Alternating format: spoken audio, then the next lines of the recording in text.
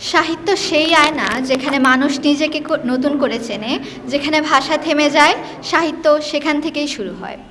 সৃজন আয়োজিত আজকের এই পাঠচক্রে উপস্থিত দেশের স্বনামধন্য কবি, লেখক ও সাহিত্যপ্রেমী ব্যক্তিবর্গ সবাইকে জানাই আন্তরিক প্রীতি ও শুভেচ্ছা। যা নেই তাকে দেখার সাহসী সৃজন। প্রিয় সুধী, আপনারা জানেন বাংলাদেশের সাহিত্য ও সংস্কৃতি চর্চায় গতি সঞ্চারের লক্ষ্যে সৃজন নিরন্তর কাজ করে যাচ্ছে। সেই ধারাবাহিকতায় সৃজনের আজকের এই নান্দনিক আয়োজন। আজকের আয়োজনটি 3টি অংশে বিভক্ত: গ্রন্থালোচনা, কবিতা পাঠ ও পুরস্কার বিতরণ অনুষ্ঠান। আপনাদের এই পুরোটি সময় জুড়ে সঞ্চালক হিসেবে আমি আছি কাজী সিনথিয়া জেরিন। বর্তমানে অধ্যয়নরত আছি জাহাঙ্গীরনগর বিশ্ববিদ্যালয়ের আইন ও বিচার বিভাগে। আজকের আলোচ্য গ্রন্থ রাজীব সরকারের সংস্কৃতি, দ্বন্দ্ব ও সমন্বয়।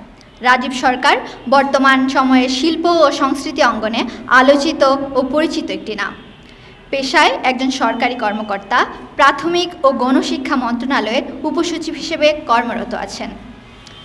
কিন্তু লেখালেখি ও সাহিত্য চর্চায় দুটি ছড়িয়ে যাচ্ছেন নিরন্তর। আমি গ্রন্থটি সম্পর্কে আমরা অনুষ্ঠানের এই পর্যায়ে আমন্ত্রণ জানাচ্ছি ডক্টর নুরি আলম সিদ্দিকীকে। আজকের এই অপরাহ্নের পাঠচক্র, সৃজন পাঠচক্র আলোচনার সম্মাননীয় লেখক, বিজ্ঞ আলোচকবৃন্দ এবং সাহিত্য অনুরাগী সম্মাননীয় অভ্যাগত মণ্ডলী, আসসালামু আলাইকুম। কৃতজ্ঞতা এবং ধন্যবাদ।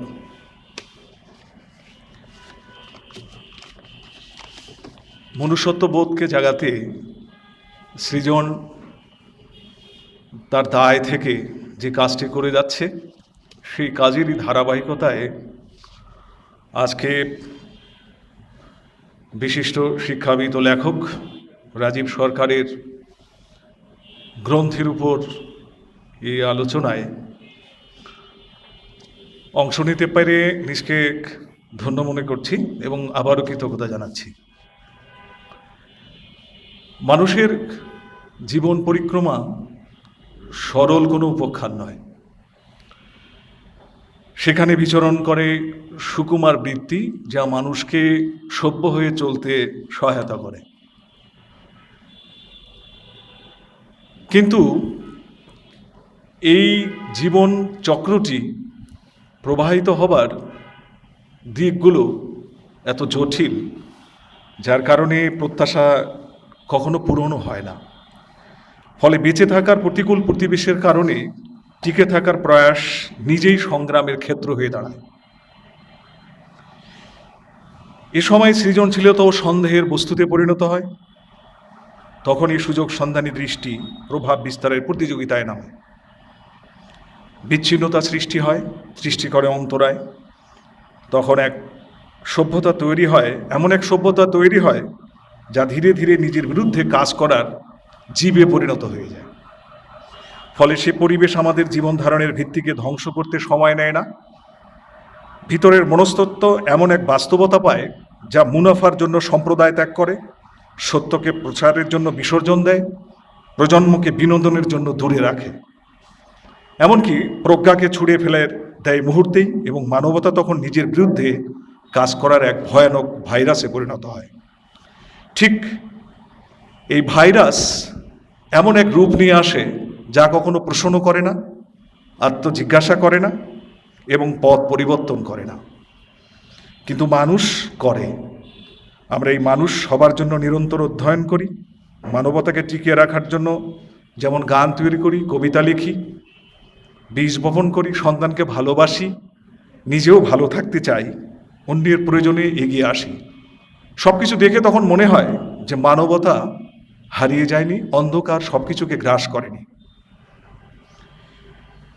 মনে রাখতে হবে, সমাজ শুধু অর্থনৈতিক প্রবৃত্তির উপর টিকে থাকে না, এবং কোনো জাতির স্লোগানের উপরও প্রতিষ্ঠা পায় না, এমনকি কোনো জনগোষ্ঠী স্থির হয়ে থাকতে পারে না। ঠিক এই প্রেক্ষিতটি যখন চলছে, তখনই গভীর এক প্রজ্ঞার গুরুত্ববহ অনুশীলনের প্রতিফলন ঘটিয়েছেন রাজীব সরকার তার এই সংস্কৃতি দ্বন্দ্ব সমন্বয় প্রবন্ধে। আমি বিষয়টি আলোচনার জন্য কবি জসিমউদ্দিনের, পল্লী কবি জসিমউদ্দিনের, যেহেতু এখানে বিশিষ্ট লেখক, গবেষক এবং জসিম বিশেষজ্ঞ বলতে পারি আমি, ডক্টর কুদরতি হুদা স্যার আছেন, তিনি ভালো বলতে পারবেন। তারপরে আমি একটু প্রয়াস নিচ্ছি আলোচনায় যাবার। সেটি হলো 1964 সালে পল্লীকবি জসিমউদ্দিনের একটি উপন্যাস বের হয়েছে, বোবা কাহিনী। আমরা যদি বোবা কাহিনীর ভিতরে প্রবেশ করি, যে বিষয়টা চলে আসে, আমার ভাবতে ভালো লাগে। নরেন্দ্রনাথ মিত্র গল্পকার তার আত্মজীবনীতে বলেছিলেন একটি কথা, যে ঘৃণা, ভয় সব কিছুই আছে সমাজে, কিন্তু কেন জানি ভালোবাসাটাই আমাকে বেশি টানে, এবং সারা জীবন আমি শুধু ভালোবাসার চর্চাই করেছি এবং ভালোবাসার গল্প লিখতেই নিজেকে পরিচিত করেছি।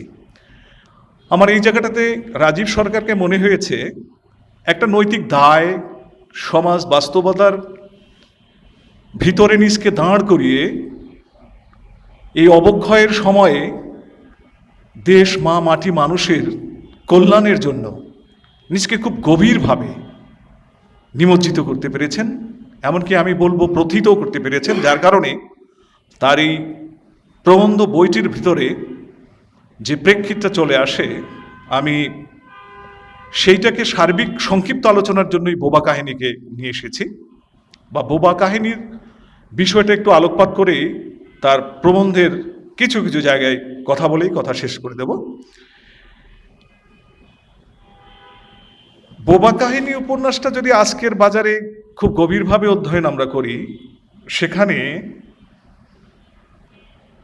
যে মানুষকে আমরা, যেমন আজাহের আলী প্রধান চরিত্র, তাকে আমরা এই সমাজ বাস্তবতা একটা নিম্ন শ্রেণীর তথা সাবঅল্টার্ন ভুক্ত মানুষ হিসেবে দেখি।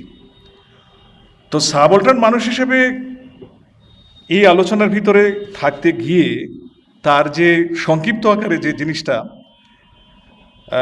জসিমউদ্দিনের উপন্যাস নূতন পাঠ প্রবন্ধের লেখক জ্যোতিপ্রকাশ একেবারে সংক্ষিপ্ত আকারে বলেছেন, গত শতাব্দীর 20-30 দশকের বাংলার প্রত্যন্ত প্রায় দুর্গম এবং গ্রামে উপন্যাসের পটভূমি। সেখানে মুসলমান সমাজের একেবারে নিচুতলার মানুষ এই উপন্যাসের চরিত্রে তাদের বেঁচে থাকার যুদ্ধ এই উপন্যাসের বিষয়। মুসলমান শব্দটা যেহেতু চরিত্র মুসলমান, সে কারণে হয়তো তিনি এনেছেন, কিন্তু মূল ফোকাসটা হচ্ছে, ফোকালাইজেশন যেটা, সেটা হলো যে সাবঅল্টার্ন তথা নিম্নবর্গীয়। তো এখন প্রশ্ন হতে পারে যে রাজীব সরকারের এই গ্রন্থে নিম্নবর্গীয় কি বিষয়টা পাওয়া গেল।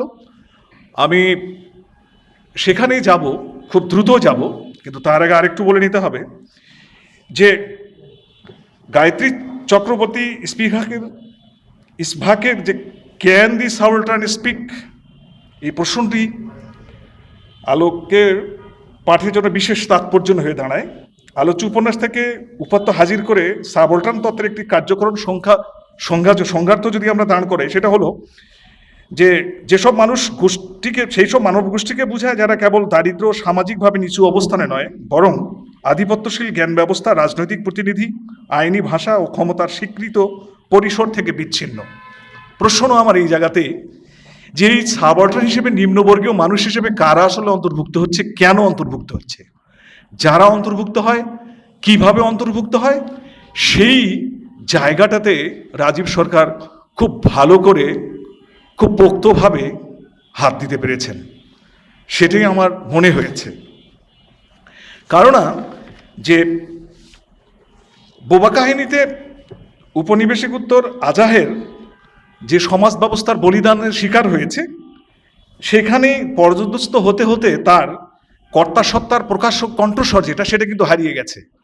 এইটা যখন হারিয়ে যায়, তখন সঙ্গত কারণে ক্যান দি সাবঅল্টার্ন স্পিক শব্দটি নিছক কথা বলার অর্থ কিন্তু নয়, বরং নিজের স্বার্থের প্রতিনিধিত্ব, বক্তব্যের সামাজিক স্বীকৃতি, শ্রবণযোগ্যতা এবং রাজনৈতিক কার্যকর্তার অর্থে ব্যবহৃত হয়। অর্থাৎ কথা বলা যথেষ্ট নয়, কথা এমন এক সামাজিক কাঠামোয় পৌঁছিতে হবে যেখানে তা গ্রাহ্য, অনুবাদযোগ্য, কার্যকর। এই অর্থে আজাহারের কথা বলতে পারা যায়, আজাহার কথা বলতে পারে কিন্তু স্পিক করতে পারে না। তো তার বোবাত্তর শারীরিক নয়, আইন, বাজার ও ভাষা ও প্রশাসনিক ক্ষমতা স্তরের অর্থে বোবা। ঠিক এই বোবাটা কেন হয় মানুষ? এই কেন হয় শব্দটার যদি আমরা গভীর বিশ্লেষণে যাই, তাহলে সেখানে রাজীব সরকারের গ্রন্থের দ্বারস্থ গভীরভাবে হতেই হবে, এতে কোনো সন্দেহ নেই। কেননা তার প্রবন্ধের প্রথমে যে প্রবন্ধটা তিনি আলোকপাত করেছেন, তার প্রবন্ধের 13টি প্রবন্ধের ভিতরে সেটি হলো প্রকৃতি, সংস্কৃতি ও সভ্যতা। প্রকৃতি, সংস্কৃতি, সভ্যতা সঙ্গে তাল মিলিয়ে চলতে পারে কারা? ঝাউজিং 2500 বছর, 3500 বছর আগে বলে গেছেন যে প্রকৃতির নিয়মের সঙ্গে যদি কেউ চলতে না পারে সে তো টিকতে পারবে না। কেননা প্রকৃতির সঙ্গে মানুষের অভিন্নতা একেবারেই হেলাফেলার বস্তু তো নয়। তো সে কারণে এই প্রকৃতির সংস্কৃতি বুঝতে গেলে তাকে কথার কণ্ঠস্বরকে উঁচিয়ে রাখতে হবে, তার চিন্তা চেতনার জায়গাটাকে ধরতে হবে। তো চিন্তা চেতনার জায়গাটা যদি ধরতে না পারা যায়, তাহলে এই চেতনার সঙ্গে নিজকে সম্পৃক্ত করা আদৌ কখনো সম্ভব নয়।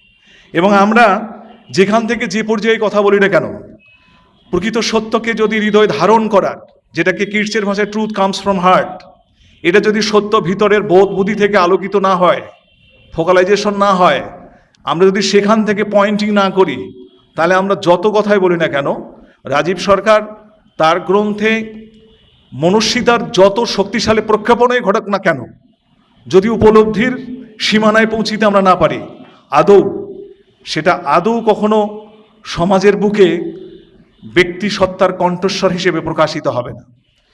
এইটা যেমন ঠিক, তিনি আরেকটি তার প্রবন্ধে জীবন চর্চার অপর নাম সংস্কৃতি। বাঙালির যা কিছু আছে তাই তার সংস্কৃতি। তৎসময় শব্দটির সাংবিধানিক অর্থ সভ্যতাজনিত উৎকর্ষ। বর্তমানে শব্দটি অভিধান ও ব্যুৎপত্তিগত অর্থে সীমাবদ্ধ নেই। সংস্কৃত বেঁচে থাকার নন্দন তথ্য, নির্দিষ্ট ভূখণ্ডে একটি নির্দিষ্ট জনগোষ্ঠীর চিরায়ত জীবনচর্চা, সাহিত্য ফসলই এই সংস্কৃতি। এটা কজন আমরা বুঝি? এটাকে লালন করার জন্য আমরা কজন আত্মোৎসর্গিত করি নিজকে? কথা বলা এবং বুঝা আমার মনে হয়, আমি সে কারণেই জসিমউদ্দিনের বোবা কাহিনীকে নিয়ে আসার প্রয়াস পেয়েছি। রাজীব সরকার তার প্রবন্ধের একটি জায়গাতে বলেছেন, একটি প্রবন্ধের নাম দিয়েছেন পাঠ অভ্যাসের সংস্কৃতি কি সংকটের মুখে, আর একটি প্রবন্ধের নাম দিয়েছেন রুচির দারিদ্র্য, আর একটি প্রবন্ধে তিনি নাম দিয়েছেন, যেটার কাছে আমি যেতে চাচ্ছি, সেটা হলো পাঠভ্যাস সংস্কৃতি কি সংকটের মুখে। এই 13টি প্রবন্ধের 13টি সাইট তিনি যেভাবে তার গ্রন্থে গ্রন্থিত করেছেন, আমরা যদি সেটাতে গভীরভাবে মনোনিবেশ করি, আমি যদি এই প্রসঙ্গে একটা কথাতে আমি আসতে চাই, সেটা হলো যে প্রকৃতির যে সংস্কৃতির উৎস আমাদের বাঙালিদের, সেটা আমরা কতটুকু বুঝতে পারি। আমি এই প্রসঙ্গে কবি নীরেন্দ্রনাথ চৌধুরী, যার জন্মস্থান মাদারীপুর, নরেন্দ্রনাথ মিত্রের 16 মাসের তিনি সিনিয়র। তিনি যখন 10ম শ্রেণীর ছাত্র, তার বাবা মা চাকরির সুবাদে কলকাতায়, দাদা ঠাকুর এবং দাদিমার কাছে তিনি থাকতেন মাদারীপুরে। 10 বছর বয়সে তার বাবা মা চিন্তা করলেন যে তাকে কলকাতায় নিয়ে আসতে হবে। এই সংবাদ শোনার পরেই দাদা ঠাকুর বললেন, ও তো এই বয়সে সাইকেল চালাতে পারে, সাঁতার কাটতে পারে, গাছে উঠতে পারে, এমনকি পয়সা নিয়ে বাজারে গেলে ঠিকঠাক হিসাব বুঝে দিতে পারে, এর চেয়ে কি শিখতে কলকাতায় তার বড় স্কুলে যেতে হবে? তার মানে তার পরিবার তার জীবনের স্কুল। রবীন্দ্রনাথ ঠাকুর, নজরুল, আল মাহমুদ থেকে শুরু করে আমরা যার দিকে লক্ষ্য করি না কেন, জীবনের স্কুল থেকে তারা বোধহয় অধ্যয়ন নিয়েছিলেন। তো যদি প্রকৃতির সংস্কৃতির সঙ্গে আমরা বেড়ে উঠতে না পারি, তাহলে তো আমাদের একটা গ্যাপ থেকেই যাচ্ছে। রাজীব সরকার প্রথম প্রবন্ধেই এই কথাটি খুব গভীরভাবে বুঝাতে চেয়েছেন বলে আমার কাছে যথেষ্ট সঙ্গত মনে হয়েছে। পাঠ অভ্যাসের কথা যদি বলি, আমরা পাঠ অভ্যাস বিমুখ কেন? পাঠ অভ্যাস বিমুখ হওয়ার আগে পাঠ অভ্যাস হবার জন্য আমরা কতটুকু চেষ্টা পেয়েছি বা চেষ্টা করি?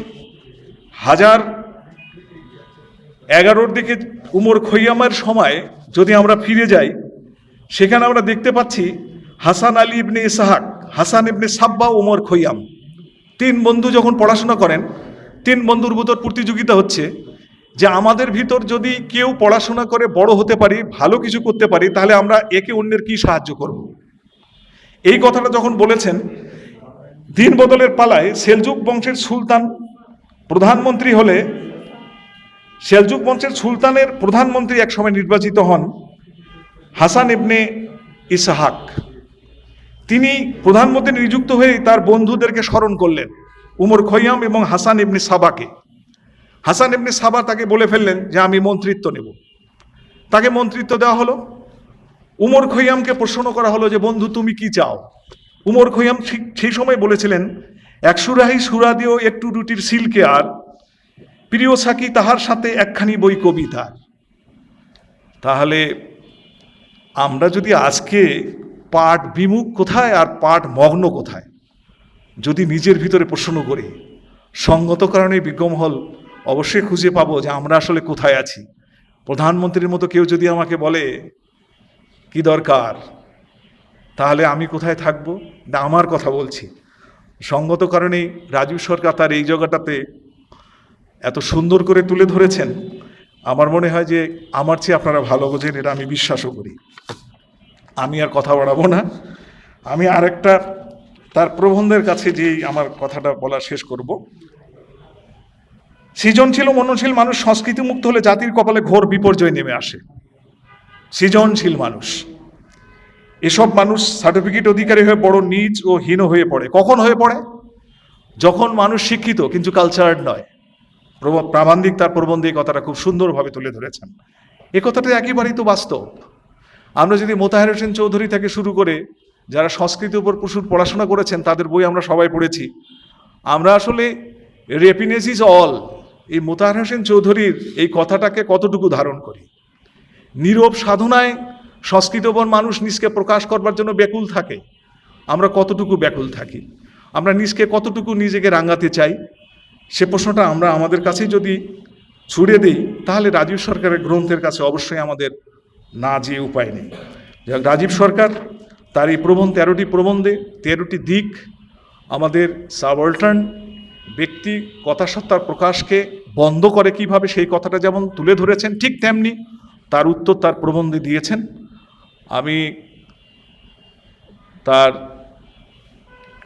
আজকের এই পাঠচক্রের আলোচনায় তার প্রবন্ধের এই বইটির উপরে কিঞ্চিত আলোচনা করবার সুযোগ পেয়ে কৃতজ্ঞতা জ্ঞাপন করছি।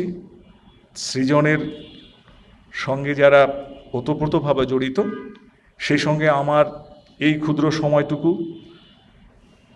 আপনারা আমাকে গভীরভাবে শুনবার জন্য আপনাদের প্রতি স্বনির্বদ্ধ কৃতজ্ঞতা জানাচ্ছি। আপনারা সকলে ভালো থাকুন, সুস্থ থাকুন, উত্তরোত্তর লেখকের সমৃদ্ধি কামনা করছি। আপনাদের সকলকে ধন্যবাদ।